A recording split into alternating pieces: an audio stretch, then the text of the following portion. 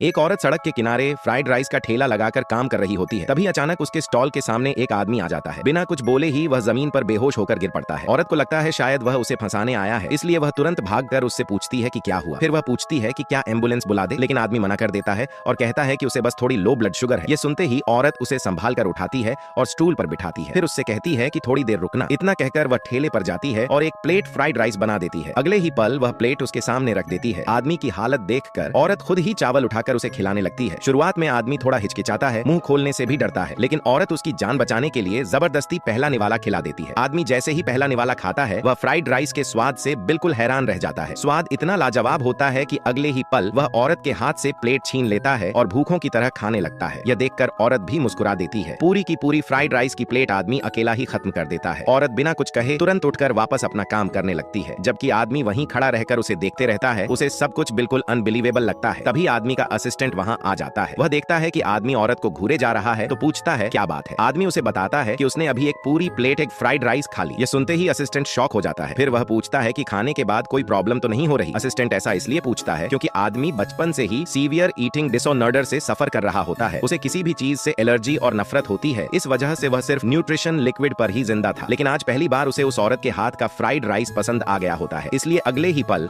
आदमी असिस्टेंट को कहता है कि जाकर उस औरत के बारे में सारी इंफॉर्मेशन निकाल कर लाए। दूसरी तरफ औरत भी ठेला बंद करके घर लौट जाती है। जैसे ही वह घर के अंदर कदम रखती है, वह देखती है कि उसका छोटा भाई बॉयफ्रेंड की मां के हाथों टॉर्चर हो रहा है। भाई प्यार से पानी देने जाता है, लेकिन वह औरत गुस्से में खौलता हुआ पानी उसके हाथ पर डाल देती है, जिससे भाई का हाथ तुरंत जल जाता है। यह देखकर औरत घबरा जाती है और भाई को कमरे में ले जाकर दवा लगाती है। दवा लगाते लगाते उसका गुस्सा और बढ़ता जाता है और अगले ही पल वह लिविंग रूम में जाकर फ्यूचर सास से बहस करने लगती है। वह पूछती है कि उसने उसके भाई पर गर्म पानी क्यों डाला, लेकिन सास उल्टा कहती है कि उसे बीमार लड़का बिल्कुल पसंद नहीं और उसे यह भी अच्छा नहीं लगता कि ये दोनों बोझ बनकर उसके घर में मुफ्त का खाना खा रहे हैं। यह सुनते ही औरत का गुस्सा फूट पड़ता है। वह आगे बढ़कर सास को धक्का दे देती है और कहती है कि अगर वह सालों से ठेला लगाकर पैसे न कमा रही होती तो यह घर कब का बिखर चुका होता। तभी बॉयफ्रेंड भी बोल पड़ता है और कहता है कि उसने उसकी मां की बेइज्जती की है, इसलिए तुरंत घर छोड़कर निकल जाए। यह सुनते ही औरत फैसला कर लेती है कि अब और यहाँ नहीं रहेगी। वह तुरंत अपने भाई को लेकर घर छोड़ देती है। घर से निकलने के बाद दोनों के पास जाने के लिए कोई जगह नहीं होती। बारिश हो रही होती है और वे सड़क पर भीगते हुए खड़े रहते हैं।